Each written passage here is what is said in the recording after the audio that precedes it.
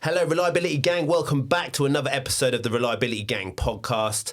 I'm here with my man, Will. How you keeping, buddy? Doing very well, thank you very much. Thank you for everyone that tuned into the AI podcast, man. We got so many downloads on that. That was, again, I knew it would because it's an up-and-coming topic, AI, isn't it? Man. Come on, who's not going to want to listen to these things? But the feedback was great because I got a lot of messages on LinkedIn Messenger, basically just saying thank you for just explaining it in a way that looks at both sides of the coin. Because at the minute, I do feel like the thing is when you see only one side of things can seem to be pushed in one direction a little bit. And I think having a bit of a viewpoint on both sides of positives and negatives is so important. So thank you for everyone that tuned into that. I think we've nearly got, in total, including the YouTube viewage and the downloads, around about 150 interactions, including both on both platforms. So that's a massive result for that, guys. So thank you so much for tuning in and everything like that. Today is going to be a little bit different. We've got some exciting news at Maintain as well. So we have been on the hunt for quite a while for a base, okay? And we have finally now found the perfect place to call home for Maintain Reliability. As you all know, I started in electromechanical world. Will started, in the engineering world on site as well. So engineering was our thing, wasn't it, back in the day? That's where we both started. That's what I love, and passion for this game kind of evolved into condition monitoring and everything, before it. So we have finally found the base, and this base is perfect for us because it allows us now to be able to really do what we need to do. So training was something that I've always wanted to do and do it well, and I think our vision of what we wanted to be as a training academy from an early time in Maintain was so important, but it takes time. Yep. All these things take time. So we had the knowledge, but you need to have the base, you need to have the resource. The processes. Processes in place as well. And thank you so much for Mobius for keeping patient with us because, I think they see the potential of what we can bring for the future as well. But as well, they understand that we're a growing business and we're doing work and we're growing different models and all the rest of it. So thank you so much for Mobius for keeping patient with us as well, because we've delivered a lot of training the last 2 years, but we're now about to be able to really... In a more structured way, isn't it, for the new year? At the minute, it's been like, we've got some customers here that want some training and we're going to do this. Whereas in the new year, I think we can start being like, right, we are going to be running and maintain training on this day in partnership with Mobius. 100%. We can be structured with it rather than, we've been quite sporadic this year, but we've had to be just to make things work. It's not been easy. It's never an easy task. So, the training side of things is amazing. We've got a base for that. We've got a base as well for the analysis hub.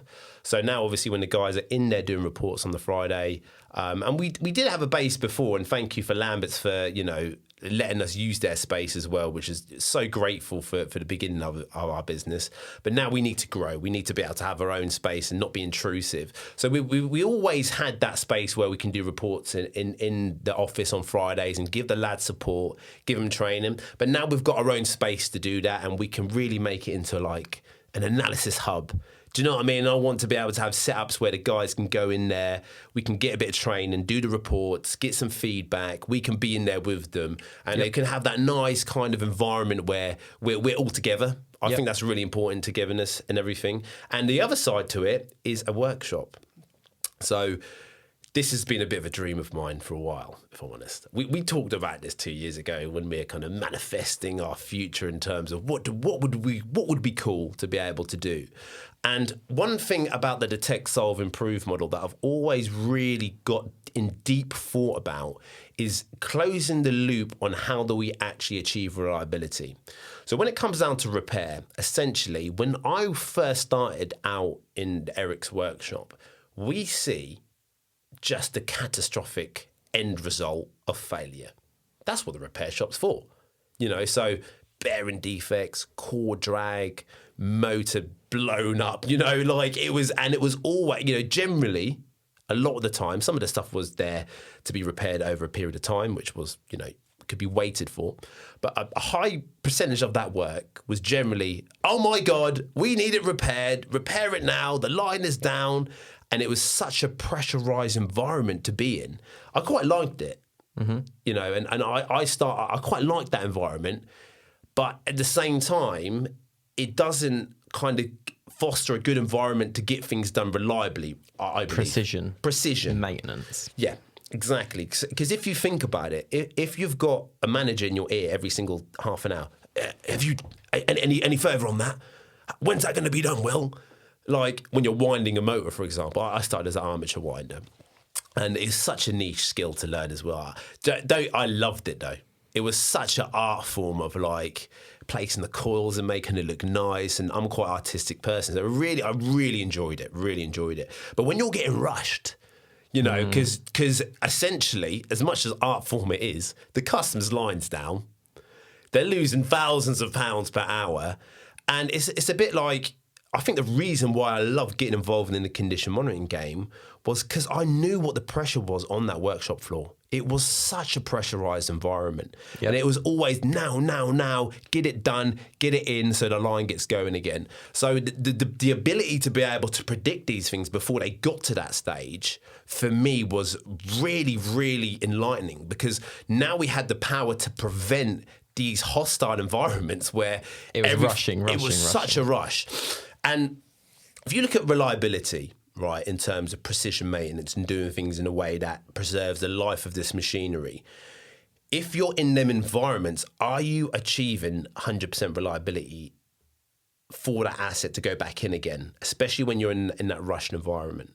Are you doing everything properly? Are we looking? Yeah. And precision maintenance is such a big part of reliability. We know that infant mortality is a big part of a lot of issues.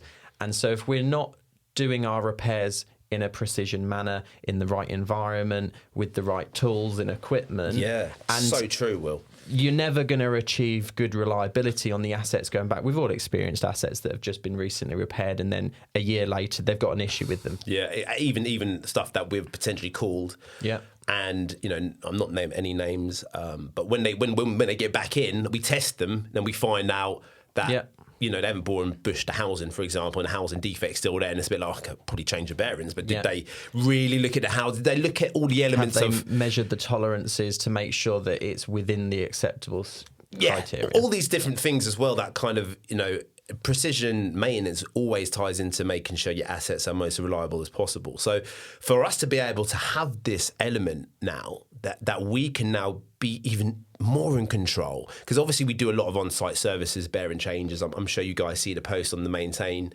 reliability page of all the pictures of all the bearing changes we've done, and, you know, all of that. And we take a lot of pride in doing that, in precision maintenance practices of laser alignment, belt alignment tools, measuring the tolerances of the belt tension. We love it, because I think about, for us, I think always it's about, we have a very strong ethos of, we're going to do it right, and right the first time. And if we can't do it right, then we need to look at other options, because there's no other option than doing it right. Yeah, and I think that's the moral belief system that we've got to maintain. Like, even now, when we changed the name to Maintain Reliability, it reminds you of, okay, are we doing it reliably? Are we doing everything we can in this process to make sure the output is reliability? So I think now, in terms of opening this new place where we can do repairs, we're not really looking at like volume-based, get it in, get it out the door type of approach. What we're looking for is reliable repairs where we can serve our current customers first. I think that's the idea of closing that loop of reliability. So if they do have an issue with a motor, or we do detect anything, or, you know, we do detect anything with our vibration or our PM checks or whatever, there's an environment where we can incorporate that reliability back into that circle of life. And it's traceability and accountability. They're the two words I quite like with this, what we're doing with Detect, Solve and Improve, in that, you know, we can detect the problem, and we have the trend history, and we have the vibration data to back up that we've seen an outer race defect. Then that asset is going to be able to come into the maintenance workshop. We're going to be able to track and locate and identify the defect visually that we've actually seen in the vibration data. We can report against that with our findings. We can look at the root cause of the failure, so that once we repair that asset to get it into a as good new state, we can then produce the report. The asset can go back into service. We can retest it And then we can make recommendations as part of the improve part to maybe prevent why that failure happened in the first place. And what we've got there is we've got full traceability of what's going to happen and what has happened and how to prevent it. And then once that asset is in service, we've got accountability then that to make sure that our repair was done in a precise manner to prevent it from happening and again. the onus is on us then. And then it's our responsibility. It's our responsibility, because once we've done that repair, and this is why it's important to have these, these real key quality ingredients for reliability in the process of that start to finish of getting the motor in to end result, even to the testing element. And, what you've mentioned there, Will, is very important, is the root cause. Like, these are the things that we have to look at of like, well, why is it even in this repair shop in the first place? How many times do you guys probably listening, you've probably experienced this, do you send a motor away because it's failed? Maybe it was picked up on a condition monitoring program. Maybe you don't have CM and it was just a failure. And you've sent it away from repair. The priority there for you at site is, I've got to get this going again. Engineering manager is going to be, I've got to get production working again. In that high hostile environment, it's not the priority for them isn't at that moment in time is necessarily about reliability. It probably should be, but it's just not. It's though. just That's not at reality. That time. And so, I agree. As soon as that asset is back running again, is there that follow up back with the repair shop? How did that fail? And are they actually going to be able to deliver? This is how you can prevent it from happening again. Is that in their necessarily best interest? Probably not. No, because if you're looking at a repair shop that looks at volume, then the idea of their KPI in terms of metrics is the fact they probably want it to fail again. If you're looking at a pure business model, that is. Yeah. Do you know what I mean? In terms of just Not monetary take value. Take morals out of it and everything. We've got to look at it as a business model. Essentially, how do repair shops that are not being measured on reliability and what they're doing, how do they essentially make their money? Yeah. They want things to fail, because it has to fail for it to come in to be a repair in the first place. So what we're proposing in terms of our business model is not, it's not high volume. This is not a high volume venture for us. This is not something that is like its own kind of business model that needs to survive on the fact that we need all these repairs to come in. It's an extension to the detect, solve, improve model. Yeah. And this is not easy, guys. Right? As a business model, this is so challenging in what we're doing. And we face these challenges every day and these difficulties because when you're looking at a business and you're looking at the key metrics that make that successful, when you do open a repair shop, you've got to look at the fact that you want the volume of work for it to be successful if that's all you're doing. Yep. What we're doing is saying, right, detect, solve, improve is the journey to reliability. How do we create a business model that incorporates all of it in one? And that's so difficult because you need lots of different skills, you need lots of different training, you need lots of understanding, you need to have some really good customers that understand what you're doing. Do you know what I mean? Because essentially, if they're not on this reliability journey, then detect, solve, improve doesn't really mean a lot, does it? If you've got a company that just only wants an asset to be repaired and get it back in as soon as possible without real the thought of how long that asset lasts, then our business model doesn't really support their vision, does it? No. So this is, again, why we work with selective companies that have the idea of reliability and want to get that output. And eventually, everybody probably will have the viewpoint of trying to get there because we know it's so important for any business to be successful in the long run. About getting out of that maintenance reactive cycle, you've got to be able to look at reliability and bring everyone together to see, well, how do we get out of this, first of all? But then how do we make sure and maintain what we're doing in the future is reliable and we stay out of it? And it's about looking at reliability as a whole. And when we look at the reliability journey that is laid out in ARP and CMRP and all these topics that come under it, you've got very key elements that are required as part of that journey within reliability. And what we're now finding as we're doing a lot more work with customers on this is there's a very large proportion of this that you can't outsource. You can't go get a contractor to just go and do. You've got to build a reliability team within the business and get a steering group together and get everyone within that business on the same path of understanding of reliability. But there are some key parts of it, though, that can be supported with, that can be condition monitoring. You might have a reliability team on site, but do you really want to be pulling your engineers out of their proactive maintenance and out of their breakdowns, if you are having them, do you want to pull them out and having them going around with the condition monitoring kit that's, you're going to have to invest in, and it's going to be, it can be done, but it's certainly not easy? Or would you rather have an expert team come involved that looks at vibration data day in, day out, and can advise? So CM could be something that can be easily outsourced, as can your repairs. You don't necessarily have in-house to have repair shops. Like back in the day, that was very it common. was the thing, but we're in a skill shortage in the UK, as is everywhere else. It's very difficult, isn't it? Even to get the right engineers, within your plant to be able to be multitasking. The amount of times where we see tapered sleeve bearings and we get in the vibration data loose. Oh, mate.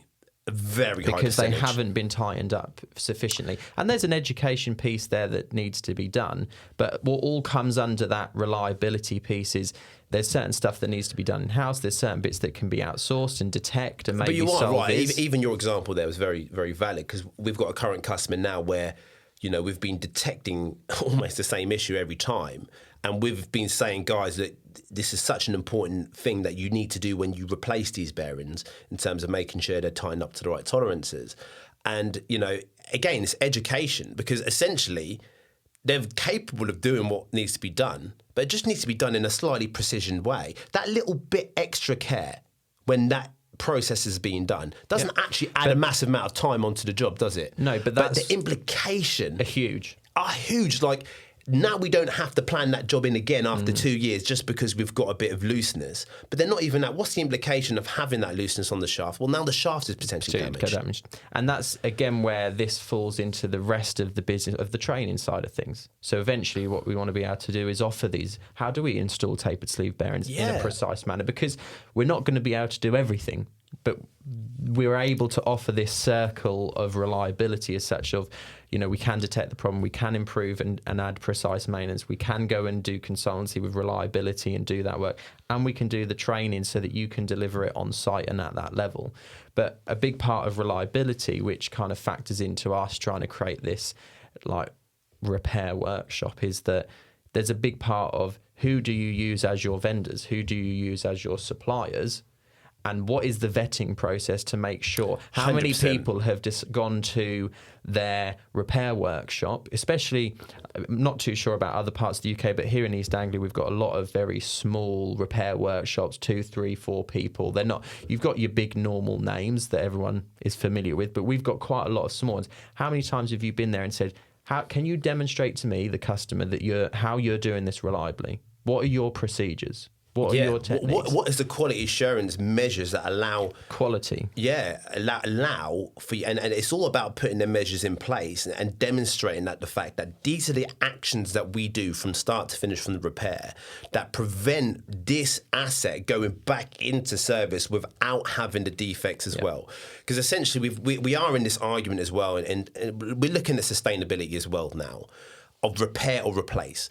As parts have got cheaper, as a lot of manufacturing has now been outsourced to different parts of the world, parts are cheaper. Do you know what I mean? So, but then what is the impact of buying something new to the reliability of that new asset being manufactured? And what is the quality of that opposed to repairing something as well? And effectively with reliability, whether you're doing a repair or you're buying as new, in the reliability world, we would consider those to be a repair would be putting that asset to an as new state. Or if not, even better. If not, and often, there are other workshops that we work with already, and they will balance a rotor of a motor better than what the manufacturer will. Yeah, that's what I'm saying. That's how it could potentially be better than what we're doing. And I know people are like, what? How could that be a thing? Because the problem is we have to be careful not to get into the assumption because it's new is okay. Yeah. Right. Or it's good. Is it a reputable manufacturer? It's new. But that's the thing. And that's where acceptance testing comes in with our industry. Just because it is manufactured new, how have they demonstrated that when that is leaving the factory, that it's going to be sufficient and reliable for your process and your plant? Yeah. And we've got to get out of assumption. We've got to make sure that we're backing up our actual data with proper data. Acceptance testing is such a great example. Mate, how many times have we been in this scenario where brand new fans or whatever it is are completely not fit for purpose when we're going out to test them? And it's shocking. Yeah. And we're like, how has this even happened? And it opened our eyes up to this whole world. And this is why we're telling our customers as well now, if you're ever buying any brand new equipment, make sure that within your agreements of your acceptance of these things, because you can do that in negotiation. Of course you can. If someone's buying something brand new from, say for example, I'm selling fans, for example, right? They're more than within their rights to ask me, is that fan going to be fit for purpose? But how are you going to prove it? Well, I don't want to take your word for it. I want to see data, and I want to understand that data is reliable. And when it comes to me, I've got peace of mind that it is going to be able to work, and the warranty is going to be able to hold up in itself in the fact that it's going to be good for me, you know. And this is the thing as well when it comes down to, you know, assets that come back from repair. What testing measurements have been put in place to ensure when it does go back, it is okay. And what we can do is actually do two parts of that. Test it within the workshop environment. And remember, that's not under load. This is where people have to recognise that as well. Can it be tested in a proper environment where it's going to be to prove? And how was that also, and this is another real big problem I think a lot of repair shops have got, it might have been fine leaving the factory, but who's installed it? Have they aligned it? Is it tight? There's a lot of factors that can cause that perfectly well-repaired mower to fail prematurely just from the maintenance cycle of when it goes back in as well. So if we can have a little bit of control over that or advise what is acceptable and then test afterwards to confirm it, then I believe that is the way forward, because then we have complete accountability is moving forward. That asset, that important asset. And it's traceability as well. It's traceable in terms of where it begun, where it started, and really hoping it doesn't come back. And that's where, like, what it would be great, like we were talking about this the other day on our many car journeys where we have to call each other, and we were talking about how nowadays, you know, you take your BMW car, whatever, to the service centre, and they now send you a little video. I love that. I've been as well. Yeah, taking a video. This is your car, and we've done the service and the tyres. There's an advisory and all this. How great would it be? You know, you send your motor in for repair. Hello, customer. You know, this is the motor. This is what we've identified. These are the things we've put in place because we found that the housing has become a bit loose. So we've made a bore and bush, and we've done this, and we've put new bearings in. We've identified that the lubrication was slightly burnt, and so we've put a report together to make you aware about the lubrication practices. This is something we can support with. This is what we've done. Then that motor has the vibration checks, the mega checks, the electrical winding checks. All of that documentation is kept with that machine, as is all of the documentation of the fault we identified as part of Detect. That then gets installed, whether it's by us or with the maintenance team, in a precision manner. Then it's acceptance tested to make sure that all of that work, nothing has given any effect to it, and all of that is fully traceable to then say, right, this is the history on that machine. Oh, beautiful. I mean, that is beautiful. I mean, that is music to my ears. And this is the thing as well, where we're thinking. Do you know what I mean? And we're not even saying that we want to take over your maintenance. Not at all. We want to work with you to the point where that reliability metric is ticked. Does that make sense? So whether that is us coming and doing it in a precision way, or potentially us trying to give some advice, a bit of training.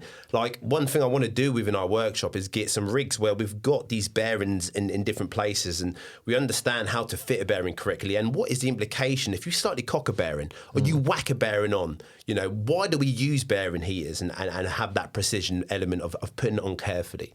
What is the actual impact of a slight bit of contamination in something that could potentially cause a snowball effect for something to fail? What is the implication of not tightening a taper sleeve bearing up correctly, or it being too loose or over tightened as well? Why is there tolerance sets for these things, and how do we measure them, and why is it important? And that's the thing, we got to know why. Because no one's going to care otherwise. They got to know what the implication of not doing it is. Because if not, well, no one's going to change the way they do things. No. All habits are based on the form of what the outcome is, right? So if your reinforced habits of you doing everything, and then the outcome is potential failure 3 years down the line. But if that's normal to you and you think that's okay, then you're not going to change your behaviour. No. But the reality of knowing that 3 years could be 10 or 15 or 20, then now you've got a metric to understand, okay, my actions do mean something. And I think all engineers do care deep down.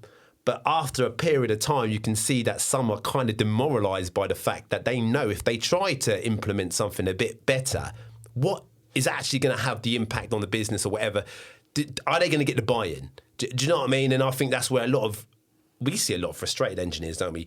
In that sense of feeling like it doesn't matter what I do. I think that comes from the improved side of Maintain, though. At the moment, that we're still trying to we've got we've got the condition monitoring side, and I think we do that really well. And we keep doing our continuous improvement cycle to get it better, as we've just redone our reports for this year. We've got Solve that's kind of going to really kick off in the new year. Now we've got this new unit, and reliability now is, I was talking with one of our customers this week, and we were talking about how few people fully understand reliability, and we're still on our own journey of understanding that. And I've done my ARPE. Will's now going to hopefully do that in the new year, but even then there's still more understanding of how to implement it, that knowledge is just not taught or available in the UK. So I think for a lot of our customers is they know they want to improve reliability. How do I do this? How do we actually and what's the expected roadmap to do it? I spoke to a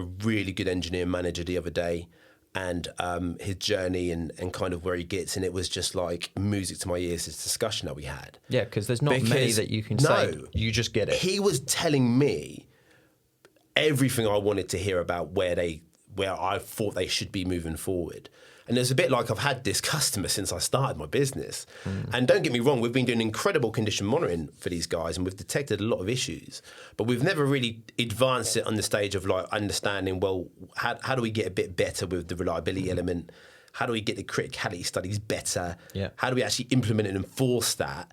And you're right, Will. It can't just be done on our side of the table. It's got to be a complete buy-in from the company as well. I think we've done condition monitoring for so long now within the UK really well. There's places obviously always open for improvement.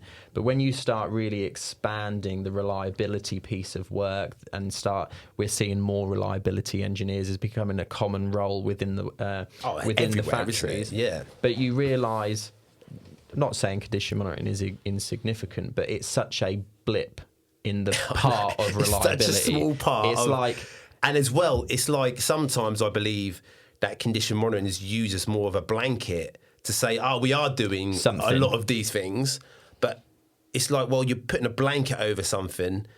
That's it's not an excuse not to do the other things. It's like, we know we're unreliable, so we're just going to do condition monitoring. Exactly. But that doesn't really get you reliable, because all you're doing is just identification. And the other part of the root cause analysis and implementation, even if we do the root cause and we do that study of it's fouled because of this, the action is, if we're not doing that repair or re-putting that bearing in or installing that device, whatever it is that needs to be done in a precision way that prevents the first original failure from happening again, you're back in the loop. And there's a whole piece as well that not many people talk about, which is the default is, something's failed, we need to do root cause analysis. Well, really, root cause analysis or root cause failure analysis is to be done on the random failures that just catch you out. The other stuff like poor lubrication, we found a bearing, it's poorly lubricated, let's do a root cause analysis. That is really not what root cause analysis is there. Defect elimination is meant to look at, we need to eliminate the defects before they happen, so we need to make sure we've got a lubrication place in place. So we should really be looking at as a whole, which we're not quite doing yet, which again, the defect elimination part, it falls into, are we sending our equipment to a reliable repair workshop? Of course, because if for example, you're identifying that, potentially poor lubrication is an issue through that defect elimination process, and you know that where you're sending your stuff is not getting lubricated adequately. We need to eliminate the potential. You got to vet that, though. You got to understand the whole idea is looking at, can we eliminate the potential of a defect occurring before it even happens? That's lubrication is easy. We can eliminate that by having colour coded. But how many times do you see on site that something has been over lubricated, poorly lubricated, no schedule? It's crazy. But it all falls again under, proactive maintenance. Are we doing the right maintenance practices? Thinking ahead before a lot of the time in all the failures we see, we never see a failure and go, do you know what, that bearing just lasted its lifetime and was a random that was failure. A good one, and it just, it went on for ages and it just motor was designed wrong spec or wasn't aligned. wasn't installed correctly, has been over lubricated. It's very rare that we find a bearing that has failed and gone, do you know what, it just happened to last its life. And it randomly and it was failed. purring beautifully, and that's the thing though, isn't it? Like, the need for condition monitoring is always going to be there, but if you do that defect elimination right, properly from the get-go, incorporate precision maintenance in the ethos of what you're doing as a natural progression into your plan, then you're going to find less problems. If you look at the reliability piece and you look at it all, you know, when you look at the Nolan and Heat research, if you're not familiar, have a look into it. It all talks about the rate of failure, right? Often the time, the most common one is where we have this infant mortality slope where right at the point of a new installation or a new repair, the rate of failures are generally higher. And then it gets to a point where the rate of failures, the chance the machine's going to fail, becomes constant. It has an equal chance of failing because it's random. That piece there is why we do condition monitoring. Because we don't know when it's going to fail. We don't know when it's going to fail. We have no clue. It's random. So we do condition monitoring to detect the random failures. The infant mortality piece, that piece has to be prevented by making sure we design the equipment right, making sure we laser align it. If we are getting equipment repaired, have we sent it to a reliable repair workshop, or have we done that repair in-house reliably? If we can cross off all those bits, then we reduce the chance of failure in that first few months, in that first few years. And once we hit that point, that machine should run well. And then at that point, the failure is random. Yeah. As long as we lubricate it, as long as we do our proactive maintenance and we keep it clean and we keep it inspected, the risk or the likelihood of that failure happening is the same throughout its life. It could go in 6 months. It could have a random failure. But that's why we do condition monitoring, because we know that bearings don't have a constant failure rate. Bearings don't fail every 12 months on the dot. If we knew that, we would just change them. We would just do interval based. You just do, and you save a hell of a shit ton of money. And that's where the detect side works really well, and the Sol side and us being able to provide these repairs work really well. But this is how now the improve and the reliability stuff all factors into these why we're creating the repair workshop. Because they're the metrics at the minute, I do believe, when people are sending their things away. And this is maybe something that the repair workshop organisation that does need to step up their game with. Do you know what I mean? Because I'm not saying they're doing the job incorrectly. They might have all of these quality measures in place, but how are they demonstrating that? But are we shouting about it as well? How many of the repair workshops are saying we're doing reliable repairs? Mate, Fletcher Morlin definitely. Definitely. Great video as well by him as well. And this other myth, that the fact that when you rewind the mower that you lose 15% efficiency every time. Is that a myth? Well, what Matt was describing within the video, if you do the right things within that repair, then it doesn't have an effect on it. But again, this is a problem as well with this information, where what is pushing people to do is buy brand new assets, which is not the best for sustainability, if that makes sense, because they have to be manufactured. And again, what we did find is, one of our customers, procurement, liked to buy a cheaper model of mower, and every time we did detect an issue or problem, it was so evident that it was not being based upon reliability. That was just being based upon price or cost. But every 6 months that we go back to that particular asset, we were identifying there was a housing defect because they weren't manufactured in the highest quality. Essentially, that motor wasn't designed to be reliable because it's cheaper. But the fact is, really, who wants to be playing that risk with their plant? It's a bit like you having a really expensive BMW or your car you love, and then the parts that you're buying for it, it's almost are cheaper, and you're like, it's cheaper, so I'm going to buy that part without really and knowing that the reliability of when you put that in is going to potentially harm the one important thing that you've got. It's almost like maybe this is a business idea for us later. Maybe it's almost like what we need is. We get amped up on this. We obviously do. We obviously want to have our repair workshop that we're planning for next year, but it's almost like what there needs to be is there's a list of criteria that need to be checked off to guarantee that a repair workshop is doing the right things, it's doing a reliable repair, they have been bearing heaters, they've got the knowledge, and it almost like needs someone to go in and do a bit of an audit, go up there and say, are we doing this, are we doing that, are we doing this? And if they have, boom, maintain reliability, seal of approval. Yeah, but we can create that. All it's about is creating a set of standards of what we're doing in terms of quality, and how we deliver that, and what does it mean? Yeah. Because there's no point in saying, "Oh, we do all of these things for no reason." It's got to have an outcome, and the outcome is better reliability. And whoever is interested in that, which we all should be, Yep. as engineering managers, plant managers, stakeholders, operations directors, anyone that involved in that business, we know that reliability applies to everyone. Health and safety, everything improves so many metrics. That is where I think the industry needs to go. If we're going to be more sustainable, we're going to be more accountable for what we're doing in terms of energy losses as well, because all of this ties into that. And we're going to strive to be better in the future. Yep. That is where it needs to go. And I think, like, as a real important thing to say as well before we wrap up is that if you're a business that doesn't yet have someone in some capacity that is focusing on reliability, whether that is you're looking at it having a dedicated reliability engineer, or you've got someone that has got measures that are reliability focused, you need to start that now. Yeah, 100%. Because Because this is a long process. This is what I think people kind of sometimes a little bit naive about. There's a lot of work that has to be done. So much work that needs to be done. And it's not impossible to do either with a good structure. But what I feel we're seeing at the moment is that with the smaller customers that we work with, is that there is a perception that with reliability, they can just outsource it. We'll get someone else to come sort the reliability out. We can buy that. We can buy that.